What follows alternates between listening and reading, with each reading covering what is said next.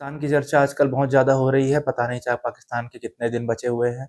India कभी भी attack कर सकता है और उन क्षेत्रों को मिला भी सकता है या फिर एक अलग क्षेत्र, एक अलग इंडिपेंडेंट कंट्री बना सकता है या फिर अपने अधीन कंट्री बना सकता है। तो शुरू करते हैं साउथ से। ये बताया जा रहा है कि कराची पे अटैक हो सकता है, शिप हमारे तैनात हैं। कराची का जो क्षेत्र है एक्चुअली सिंध क्षेत्र है।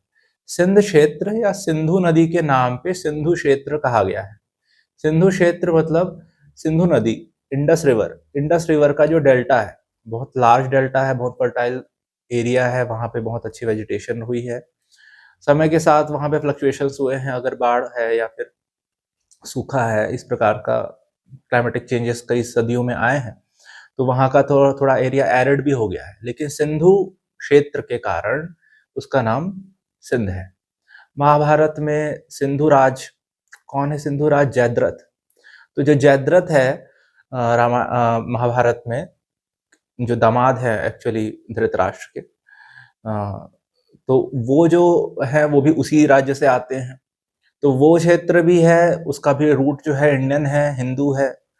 तो नाम जितने भी हैं पाकिस्तान के वो तो हिंदुओं के नाम से हिंदुओं ने दे रखे हैं। उसके ऊपर आप चले जाइए, थोड़ा सा ऊपर चले जाइए, जो पंजाब भूमि है, उनका जो पंजाब प्रांत है, पंच नदियां हैं, पंचनद प्रांत आप मान सकते हैं। तो जो पूरा पंचनद क्षेत्र है वो कई राजाओं द्वारा सेवित रहा है। ठीक है, एक समय पे पृथ्वीराज चौहान ने भी वहां पे राज किया है। एक समय में उससे अगर पहले जाए तो विक्रमादित्य का साम्राज्य वहां पे बहुत अच्छा फला फूला है। उससे पहले आप चले जाइए महाभारत काल में, या उससे पहले आप चंद्रगुप्त मौर्य के क्षेत्र उसमें चले जाइए, तो वो पूरा जो है पुरु ने उस पर राज किया है। ठीक है, तो पंचनद पंजाब या ये क्षेत्र भी हिंदुओं द्वारा नाम दिया गया है। उससे आगे पश्चिम में चले जाइए तो एक सुलेमान पर्वतमाला आती है। ठीक है, जो सिंधु नदी को जैसे आप पार करेंगे तो सुलेमान पर्वतमाला आती है, और वो सुलेमान पर्वतमाला किंग सोलोमन के नाम पे इन्होंने रख दिया है। लेकिन किंग सोलोमन तो चलो ठीक है, इजराइल और उस एरिया का था, यहाँ पे उसका नाम कैसे है? तो ये तो इन्होंने रखा है बाद में, आजादी के बाद में, या फिर मुस्लिम राजाओं ने उस समय सुलेमान पर्वतमाला नाम रख दिया कि हाँ सुलेमान के नाम पे है, विशाल है, बहुत बड़ा। इसका रामायण में, महाभारत में क्या नाम मिलता है, या पूरे हमारे धर्म ग्रंथों में क्या नाम मिलता है? पेरियात्र पर्वत। पेरियात्र पर्वत नाम मिलता है सुलेमान पर्वतमाला का, जो आधा पाकिस्तान कवर करता है। ठीक है, जो पूरा बलूचिस्तान वाला क्षेत्र है वो पेरियात्र है। तो पेरियात्र बलूचिस्तान, उससे ऊपर जाओगे तो खैबर पख्तूनख्वा जो है वो भी पूरा पेरियात्र है। तो पेरियात्र इसका नाम है पाकिस्तान में इस क्षेत्र का। उससे इस तरफ चले जाइए तो नीचे आ जाइए तो सिंधु है, फिर पंचनद है। ठीक है, और ऊपर चले जाएंगे, इससे ऊपर चले जाएंगे मतलब आपका गिलगिट बाल्टिस्तान जो है वो काल पर्वत है। काल पर्वत के बारे में महाराज सुग्रीव रावण पूरे सभा को बताते हुए किष्किंधा कांड में कहते हैं कि काल पर्वत जो है वो नॉट की तरह है, मतलब एक गठान की तरह है। बहुत सारी पर्वतमालाएं वहां जाकर मिलती हैं गठान की तरह। आपको पता करना बड़ा मुश्किल हो जाएगा कि कौन सी पर्वतमाला कौन सी है। उस पूरे क्षेत्र को काल पर्वत कहते हैं। तो ये तो पूरा पाकिस्तान अब खत्म हो जाता है। इनके सारे नाम जो हैं पाकिस्तान के पूरे क्षेत्र के, वो मैंने आपको बता दिया। उत्तर से देखते हैं, गिलगिट बाल्टिस्तान जो एक्चुअली हमारा है लेकिन उन्होंने कब्जा कर रखा है, उससे जुड़ा हुआ जो उत्तरी क्षेत्र है पाकिस्तान का पहाड़ी, उसका नाम है काल पर्वत। दक्षिण में जैसे आएंगे तो पंचनद हो गया।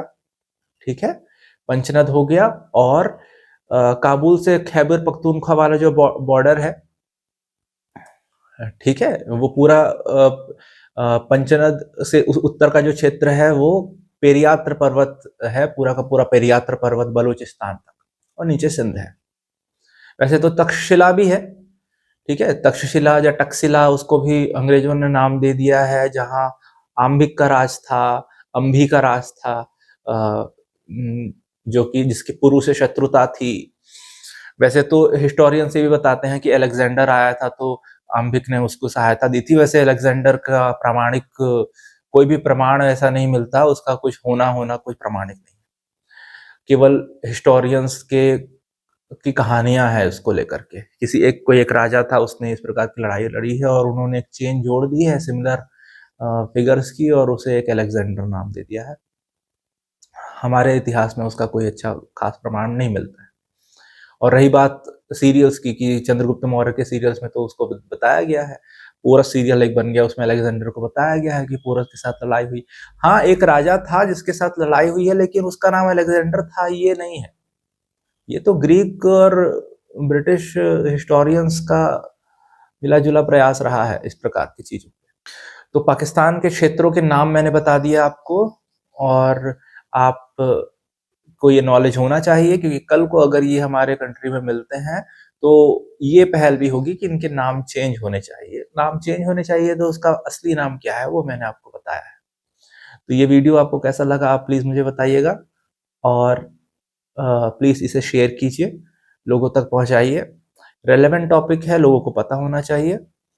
आप प्लीज़ मुझे सब्सक्राइब कीजिए, ऐसे ही वीडियोज़ मैं आगे भी बनाता रहूँगा, और आपका सपोर्ट मुझे प्रोत्साहित करता रहेगा।